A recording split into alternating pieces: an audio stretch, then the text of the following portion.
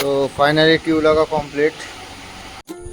তো হ্যালো বন্ধুরা, কেমন আছো তোমরা সবাই? তো আজ এসছে নাইটে একটা বাইক পাংচার সারতে। তো চলো তোমাদের দেখাই কি প্রবলেম হয়েছিল দাদার, আর দাদাকে জিজ্ঞেস করবো কোথা থেকে গাড়িটা নিয়ে এসছে।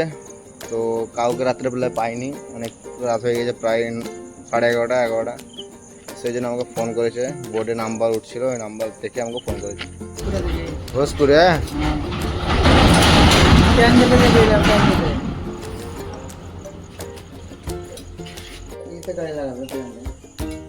তো হচ্ছে টিউ।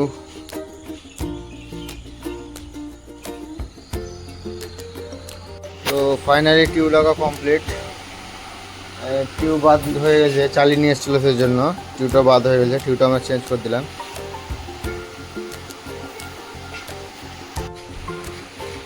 তো সব ওকে, টায়ার ফিটিং। তো ভাইকে জিজ্ঞেস করবো কাজ কেমন লাগলো।